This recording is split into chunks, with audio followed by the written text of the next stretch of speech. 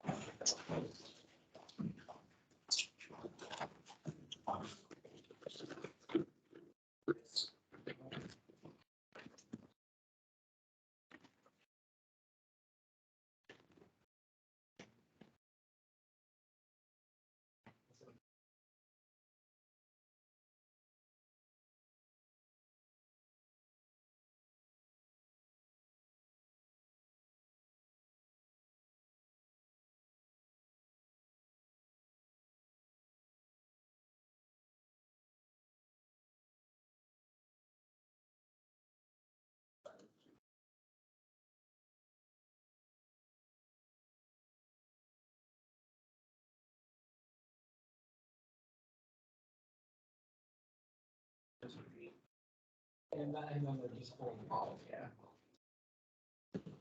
Oh, yeah, they're like 75, 80, and some of them got rims in them too. Oh, you got some of them rims in them too? Oh, yeah, those are the ones that make you drop. The complete workout, right? Oh, you're making work. Oh, yeah. You're making very much. And most of them, there's a lot of them are fighters. You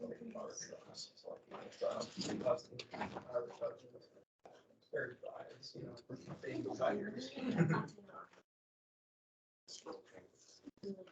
Yeah, usually you don't handle those too much.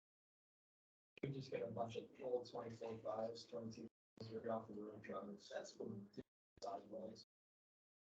When we first got them all, we had every single side wall button. What was it, 2,000, 5,000, it's some.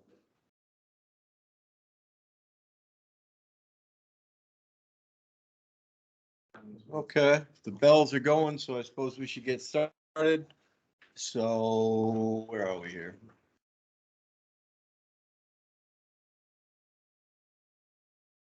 So your next question is due by the end of lecture today, so make sure you get that in. I know a bunch of you just did, but getting there. So makeup lab, 5 PM. We're still good for that? Okay. Up at the dairy? Yeah. Okay. Lab this week, we'll finish feed ID, silage continued. We'll check our silos, see what they've been doing for the last 2 weeks. Review session next Monday night, either on Marshall or online. You can come and go as you please. You don't have to stay there the whole time. You got a couple quick questions, stop by sometime in that time slot. We'll get them answered. Your first exam is a week from today, here in this room here. So any questions?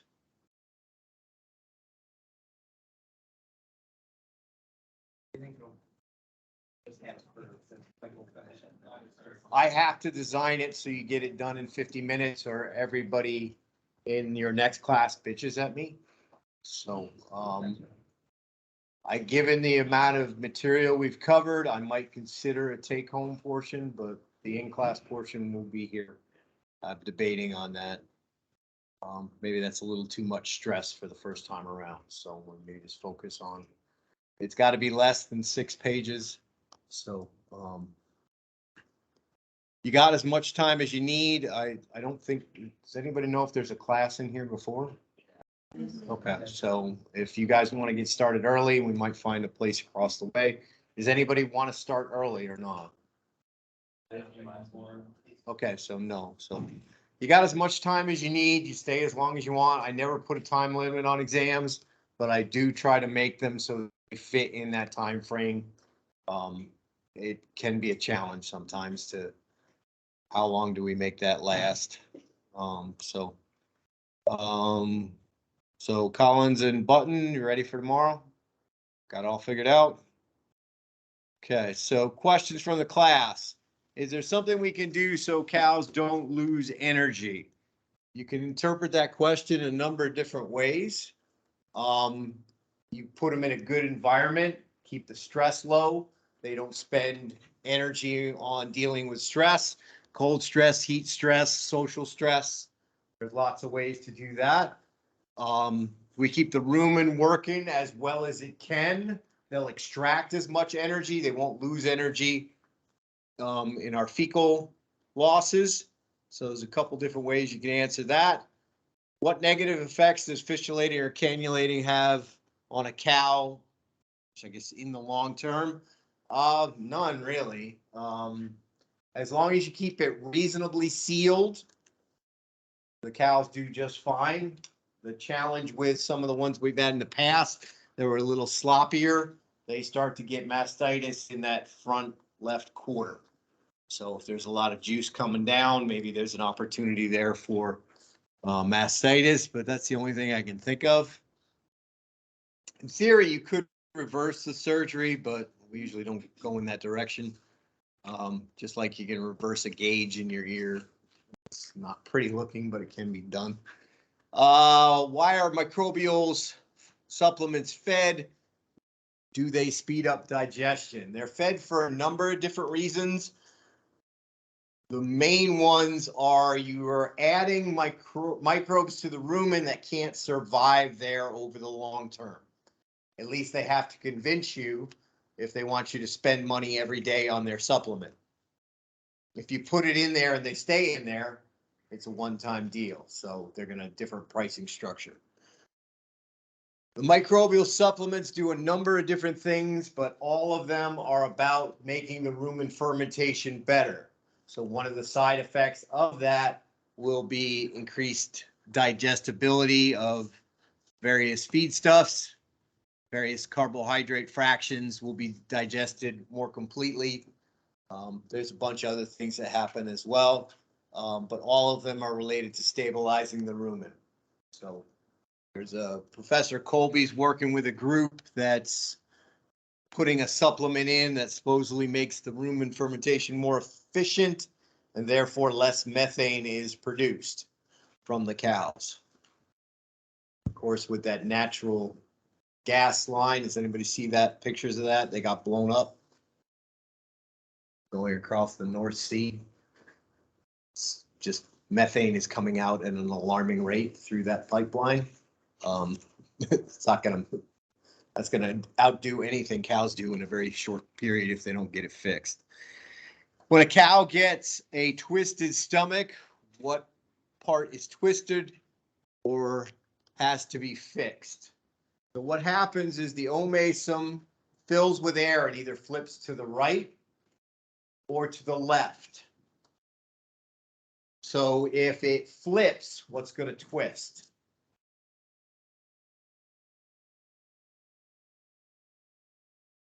Front and the back as it twists over. So you got twisting the connection between the omasum and the abomasum and the exit to the small intestines. So you've got two pinch points that are created, and this is why cows pretty much stop eating, because they can't empty their rumens anymore. You've got a kink in the hose. So surgery to correct that. So how do we do with this? Is any questions on this diagram here and what's happening?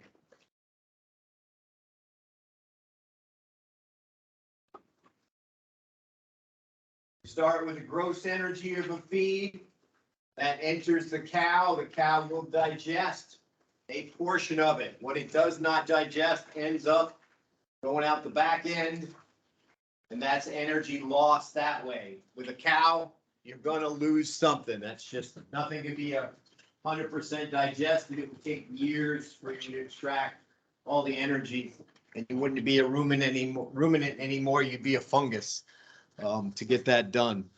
From the nutrients, we're focusing on energy that are digested. There are other losses along the way. Some of it gets absorbed, goes right to the kidneys, and gets excreted as waste. There's energy associated with that. We think of urea or ammonia. Those are very energy dense molecules. The cows cannot extract that energy. We lose energy in the gases, particularly methane. So part of the digestive process generates methane that has energy in it. That is lost to the cow. A cow cannot extract methane for its energy. So what we're left with after we do those losses is metabolizable energy. So with small track, we're taking out the taxes along the way. So Social Security and federal are gone. We're down to metabolizable energy. We take a certain amount as we convert that energy from one form to another to do maintenance activities, breathing, heart pumping, all those things, to do productive activities, making eggs, growing meat, making milk. There's heat lost in that transfer. So that's our last tax along the way, and we're left with a net income, a net energy available to the animal. So if you take that feed stuff, you start with the gross energy. The energy is going to be divided up for a chicken: fecal, urine, heat increment, maintenance, eggs, and tissue for her body.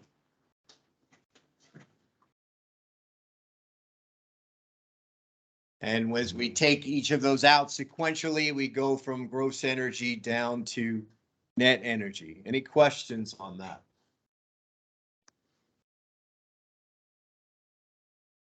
So, see if what we're doing. So get out your letters.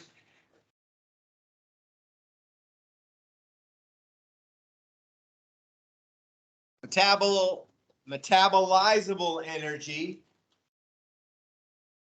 is digestible energy minus fecal loss, digestible energy minus urinary and gaseous loss, digestible energy minus heat increment, digestible energy minus heat increment, urinary and gaseous losses. What is the appropriate answer there? Metabolizable.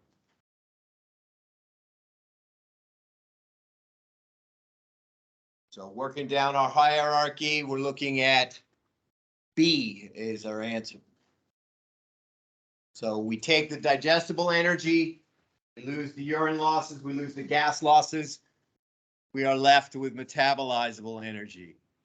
Gross energy is digestible energy plus fecal loss, digestible energy plus urinary and gaseous losses, digestible energy plus heat increment, net energy plus heat increment, and urinary and gaseous losses.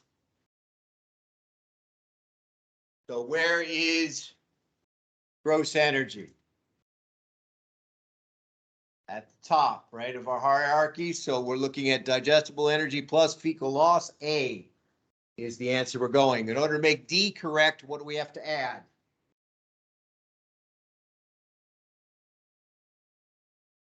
Fecal loss to that list.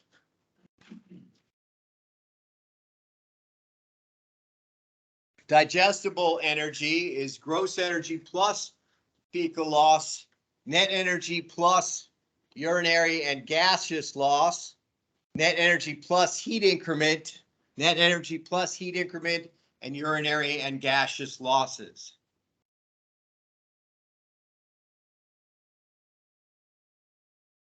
Think about your hierarchy and what you subtract or gain going up or down.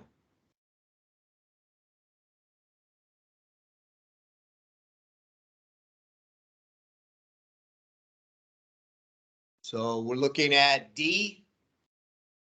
We add heat increment to net energy, we get what?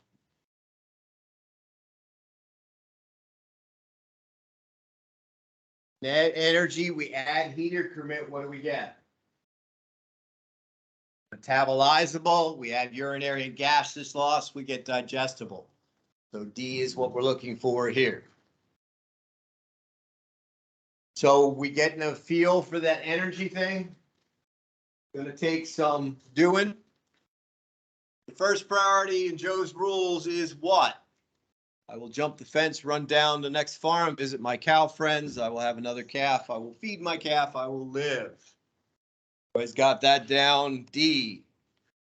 First lactation cow that is too small at calving, 100 days in milk, not yet bred. What is probably the lowest priority for nutrients?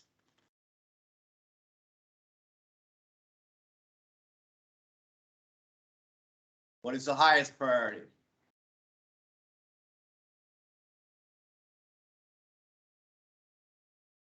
Highest priority is maintenance. So what's the lowest?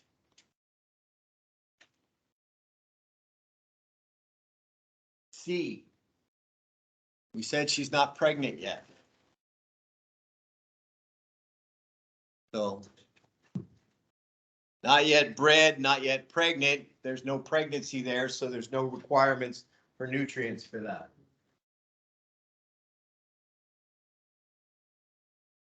Your breeding age heifer of the correct size, what is probably the lowest priority for nutrients?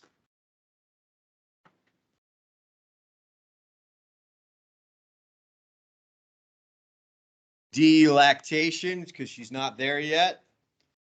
Dairy cattle and all other animals, what is always the first priority?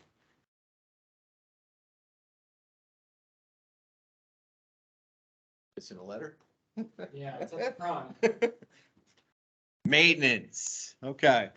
So we've talked about energy. I've thrown out the term megacalorie. We're going to explain what that means today. So what is a calorie?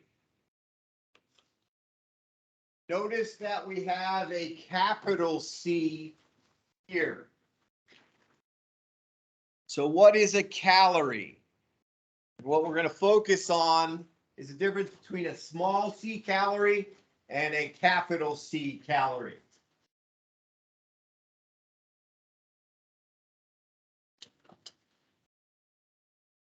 So a small c calorie, when we're working in thermodynamics, using the old school of a calorie, we've got the amount of heat that will take 1 gram of water up 1 degree Celsius or 1 degree Kelvin.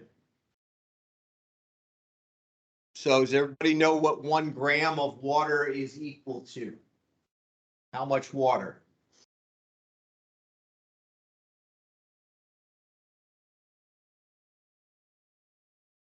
One milliliter or 1 cubic cc. So a very small little amount.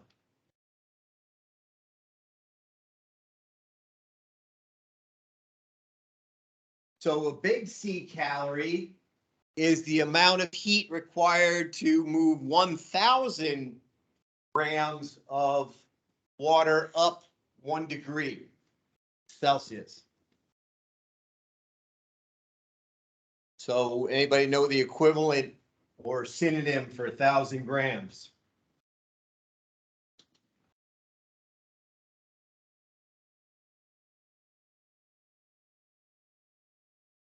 We as a country were supposed to be converted to the completely converted to the metric system by 1978.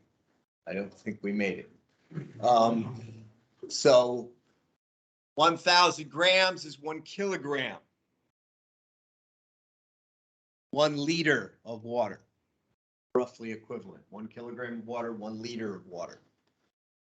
So if we think about it, a capital C calorie is really a kilocalorie.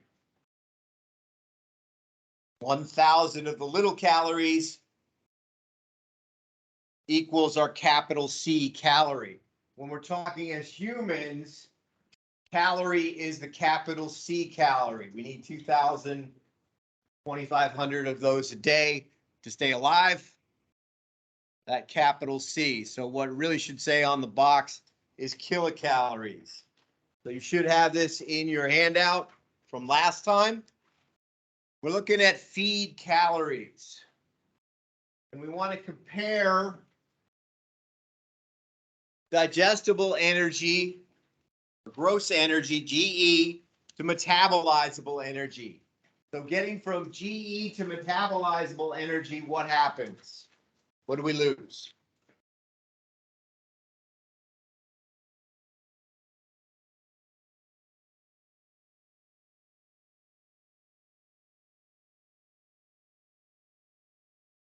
What?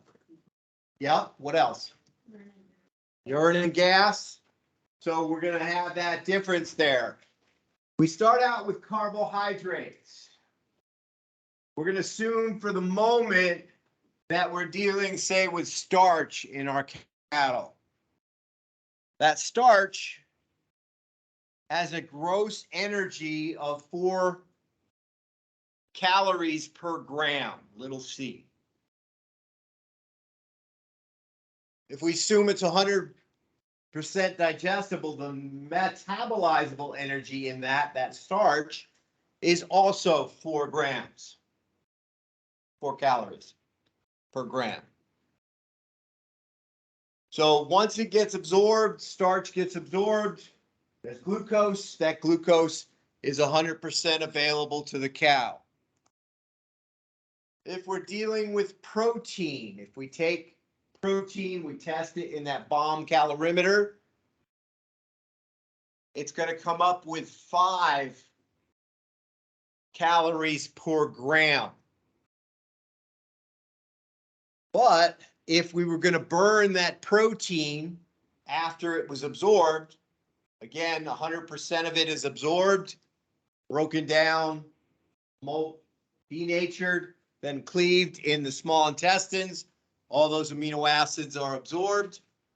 You burn it for energy, you're going to have as a byproduct of that ammonia, or if we take 2 ammonias and stick them together, we got urea. Urea for humans has no use. It's going to be excreted from the kidneys. It's going to leave your body as waste. A cow can recycle that, but not for energy. That urea has 1 calorie in there out of the 5. So that urea, that urinary loss, will be there. And as we step down to what's available for metabolizable energy, we've got 80% of the energy left, or 4 calories. So because of that ammonia group, and we'll talk more about that in a couple weeks when we get to proteins, there's energy there. You guys are probably too young to know about the Oklahoma City bombing, right? Has anybody heard of that? Parked a truck with diesel and ammonia next to a building, pretty much leveled the building. The amazing thing to me, I was there in Oklahoma 7 months after it happened. The amazing thing to me is how far away destruction was, like 27 blocks away. That explosion destroyed things. There's energy still left in that ammonia, but the cows can't get to it, so we lose it as on our way to metabolizable energy. With the fat, we have a more dense per gram of dry matter. Fat is 2.25 times the energy of the carbohydrates, the protein on a metabolizable level.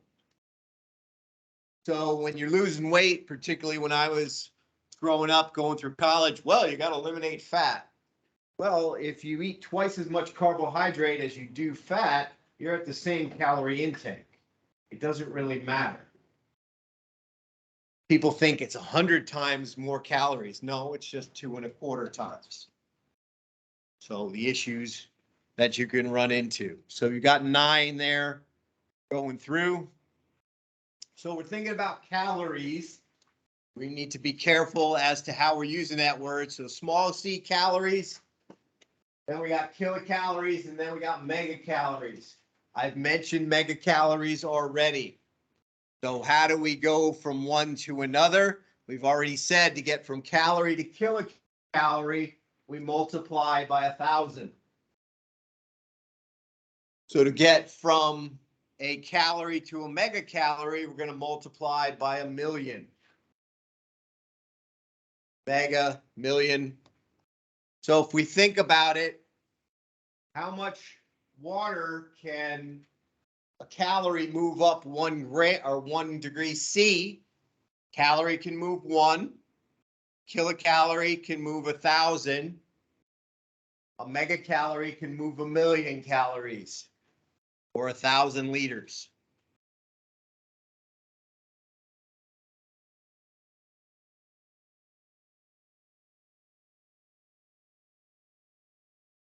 So we're thinking about megacalories is what we do usually with our animals. What does that tell you? What do we need to do or think about? So wean calf, we're looking at 2 to 5 megacalories a day. Say humans, 2,000 to 2,500 calories a day. We're really saying 2 to 2.5 megacalories a day for humans. So calf, wean calf, probably about the same size as some of us, right? We want them to double their birth weight. They should be close to my weight. My maintenance cost for calories is about 2,000 calories a day. We get up to the breeding age heifer. We got more body weight there, 0.5 ton, possibly. We're looking at 10 to 12 megacalories a day. Our lactating cows, are going to need 20 to 50 or more calories a day to produce all they need to do all the things that they need to. So you can see that compared to us at 2 megacalories, cow is consuming 10 to 25 times or more calories per day than us.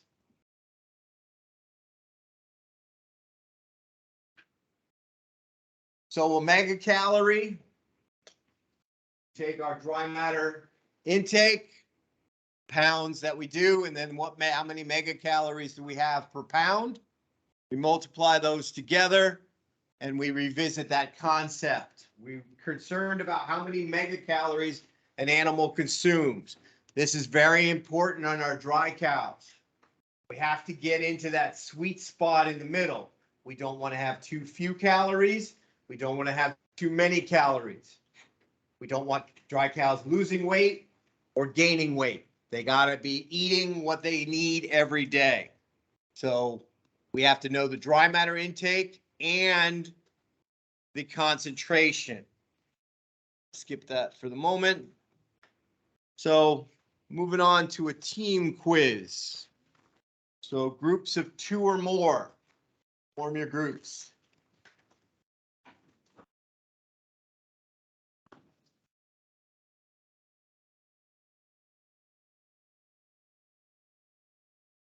So where are my groups?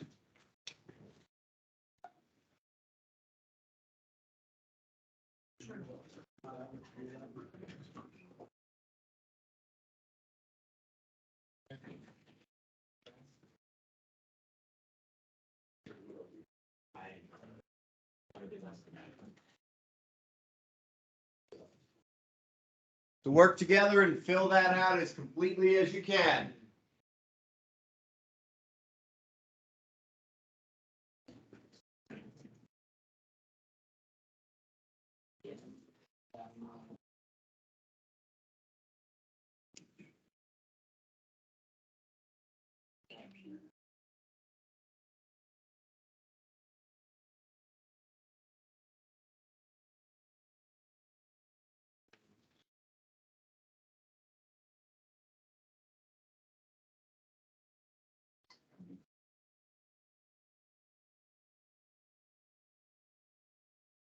So jump on the team test in the back there if you would.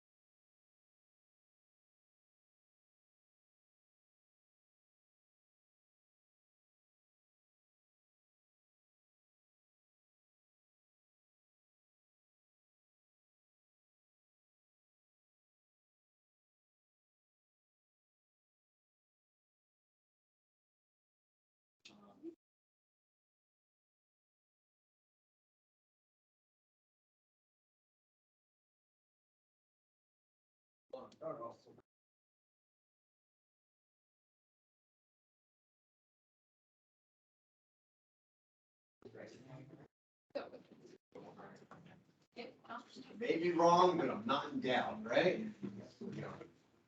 Okay, how we doing? Need more time in the back corner? No, I'm just finishing up this last thought here. A couple more minutes?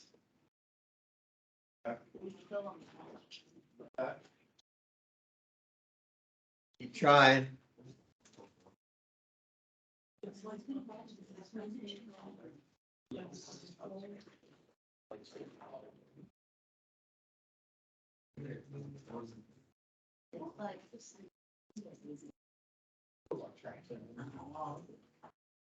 Talk about it in a minute.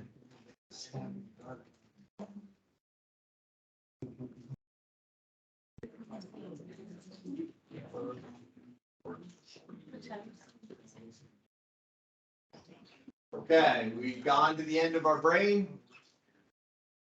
Okay, so what does a rumen do? Mixes, what else? Fermentation, what else? Storage. Storage, well, I'd have to accept that one. What else? Absorb. Absorption. Anything else? You probably say it's involved in eructation, rumination, maybe some way stretching. But top three, I'd probably say fermentation, absorption, and mixing. Reticulum, what does reticulum do? Director. So what does it direct? You probably want to break that down. Where everything goes. So where everything goes, so it directs rumination, it decides what leaves, what goes, it decides what ends up and stays in the reticulum, that garbage function, right? What else? Okay, so a lot of the heavier trash things end up there and get stuck there. That's not a real good function, but that's what does happen. What else?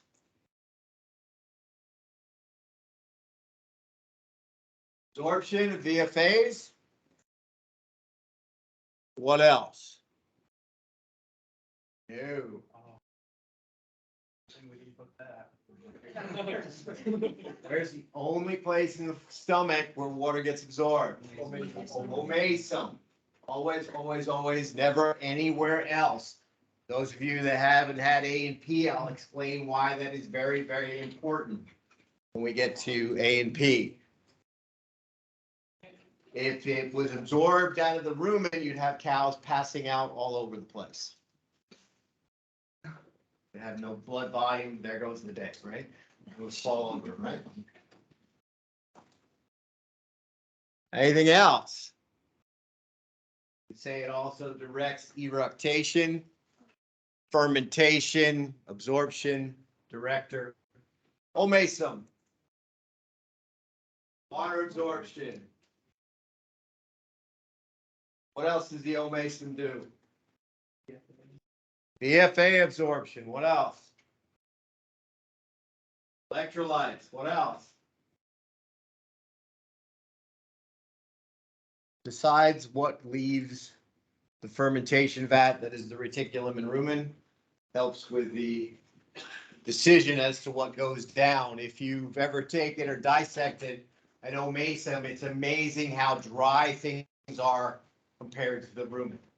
It does such a great job of getting that water out.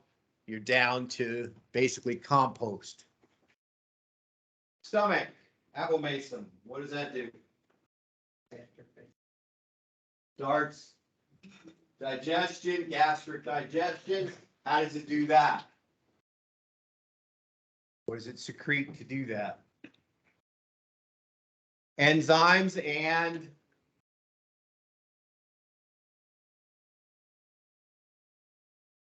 not acetic acid, hydrochloric. Nasty, nasty stuff. So that's the hardest one to fill in 3 there, but it's hard to make a square with only 2 squares on the bottom. So was this helpful? Yeah. Okay, get you thinking. Pass those in. It's basically an attendance quiz, I believe. Professor Marshman calls them green banana quizzes. Green banana. What color is?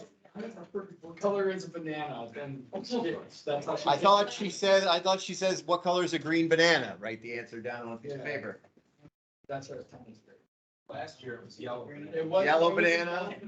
I tend to go toward when there's nobody showing up for class, I will start doing quizzes. What color is a black and white Holstein? What color is a Jersey? So I try to reward the people who show up. So, okay, so moving on, carbohydrates, the next nutrient we will talk about in detail. We've sort of been tiptoeing around it with dry matter intake and energy and all that stuff. So the main purpose of carbohydrates is to provide energy, i.e. the burn for our cows and for the microbes. Carbohydrates are their major source of energy. So tearing apart the NDF, tearing apart the starch, provides them with energy so they can live and grow, produce protein that the cow will later consume. Also provides the carbon skeletons to build things. So build and burn are 2 primary functions of carbohydrates. So build or burn. So we're thinking about megacalorie intake. We said that's a function of how many pounds of dry matter intake times the concentration or megacals per pound. So if we think about our diet here, and as we go up the x-axis, we're increasing the energy concentration. We have more megacalories per pound as we go up. As we come down here, we have less. So that generally means we're high NDF, low NSC to start, and then we replace NDF with NSC to create a low fiber, high starch diet. What is the total energy intake for a particular animal? So we come up with a curve that looks something like this. So starting out, our limitation is how much we can physically eat. So the more we can eat, the more calories we can get in. We get to a certain point where there are too many calories in that diet. It's too fermentable, it's too rich, and we start to back off on dry matter intake. So going up here is about increasing the number of pounds of dry matter intake. Going down the other side, we're losing those dry matter intake things. So the first part of the curve is what we call fill limiting. The amount of NDF is limiting the amount we can get in. So that yellow didn't come out real well. So fill, F-I-L-L, limiting. So she's limited by her physical capacity. As we reduce the NDF in the diet, more calories can be taken in. So we're increasing the megacalories per pound and increasing the dry matter intake, so the total calories go up. We would like our cows to be in that sweet spot at the top, but if we overdo it, we start to get into problems where we're having problems with energy. There's too much energy for a cow to handle. We've got too much fermentation going on in the rumen. We are destroying tissue. We are causing health problems. So she's going to back off on intake. So even though the concentration is going up, she's going to drop way off on her pounds of intake. So we're going to have less energy going in because she doesn't feel so good. So if we put too much or go too far to the right on that graph, we're going to run into acidosis and health problems. And that's why that curve drops off. For a lot of things in nutrition, we're trying to find the sweet spot. Where is the place where we're getting maximum benefit at minimum cost? We're not underfeeding the animal. We're not overfeeding the animal. We're looking for that sweet spot. As the person who taught me nutrition for the first time, we're looking for moderation, not martyrdom in our nutrients. With nutrition, more isn't always better. Except if somebody's selling you something. So we've got the main purposes for carbohydrates. With our dairy cow, we're going to add a third in there that maybe is not as important for you, although given some of the things I've experienced over the last couple of years, maybe it's just as important. So the NDF in particular is there to maintain digestive tract health. We need a certain amount of NDF to make everything run right.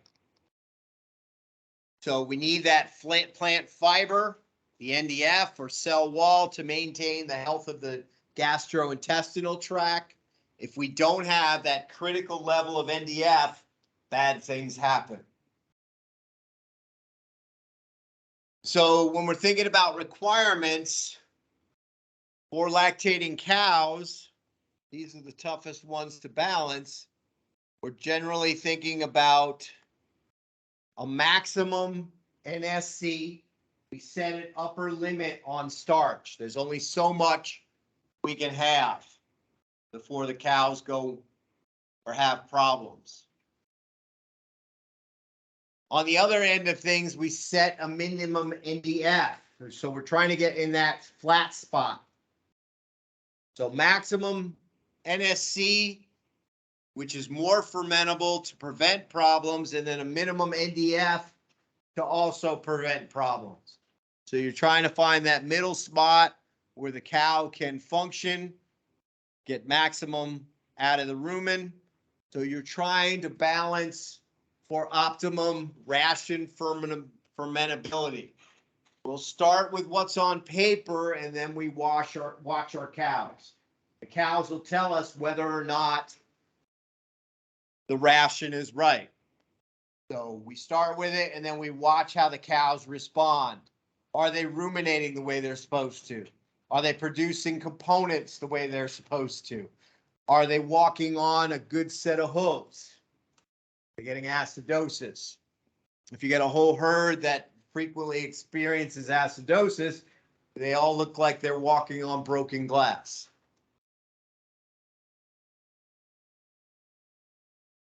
So for other animals, we try to make sure that their energy level is right. We check a expected dry matter intake, and then we design the ration to make sure they get enough calories to match it. For most of our other animals, we're trying to fill them with NDF to slow them down from eating. So trying to control our megacalorie intake so our heifers don't get too fat, our dry cows don't gain weight, our calves are doing what they're supposed to. So for non-structural carbohydrates, what are we trying to do? We said there's a maximum. And that number, depending on the type of starch, depending on the characteristics of that starch, we talked about some of those in lab, flinty versus floury, wet versus dry, particle size. Somewhere in the mid 30s, we're going to hit a maximum, where if we add another pound of corn grain, we're going to cause problems. So historically there, so this is sort of where nutrition becomes more of an art than a science. So watching our cows, feeding the ration to them, watching how they respond. So factors that will influence the starch fermentation rate in the rumen. So you've got different types of starches that ferment at different rates, different characteristics. You have to find that sweet spot where there's fermenting enough starch to produce microbial protein, but not overdoing it and causing acidosis. So the characteristics we might look at are particle size. That will affect the fermentation rate of that starch, that NSC. We're looking at the plant type. Genetics will have an influence. We'll look at the processing of that feed. How we process it will influence how fast it's available to the microbes. Corn type. We've already discussed that in lab. Percent moisture, and we've alluded to the time in silo. How long is it in that silo influences how available things are. So if I start with particle size, the smaller the particle size, the faster it will ferment. With our cows, we start to think about powder. So the evolution of the ration with cows is we've gone to ground dry corn, pulverized. That seems to balance the rumen well. Particle size, if we go up to bigger, whole ears of corn, cracked corn, cornmeal. Bigger particle size, we're not going to have the surface area there, so it's going to ferment faster, ferment slower, so that may or may not be what we want. So we can play with particle size to adjust the fermentability. Plant type, oats and wheat, very fast fermenting in the rumen. You can induce acidosis in a cow just by substituting corn for wheat. Take out the corn, put in the same amount of wheat, she will get acidosis because it ferments so much faster. It's more floury. That's why we use it to make bread. It's more floury. Corn and sorghum, more resistant to fermentation, so slower fermentation. Processing, steam flaked, very much increases the rate of fermentation. If we just crack it, that's not going to do much. Going from cornmeal, if we glue the pieces back together and make them cracked corn, 8 pieces per kernel, that's going to slow things down, slow the rate of fermentation. I've already mentioned floury and flinty. Moisture, the wetter it is, the faster it will ferment. The drier it is, the more crystalline it is, the slower it will ferment. Time ensiled, longer it's ensiled, the more available it is. The shorter it's ensiled, the less available it is. So when starch goes into the rumen, it's got to be broken up so the microbes can get it. It also has to be wetted or hydrated. If it's still dry, the microbes can't see it. They need water in intimate contact with that starch, that feed stuff. So it takes a while for that dry stuff to be hydrated. If you do ground high moisture corn, replacing the dry ground corn, you'll blow out the rumens because it doesn't have that step where it has to be wetted. Then the microbes can attach. It goes right to attachment and gets very digested. So what I want you to think about, and where we'll start next time, what do all these rows have in common? If you were to summarize this effect down to one phrase, what would that phrase be? And we'll talk about that on Monday.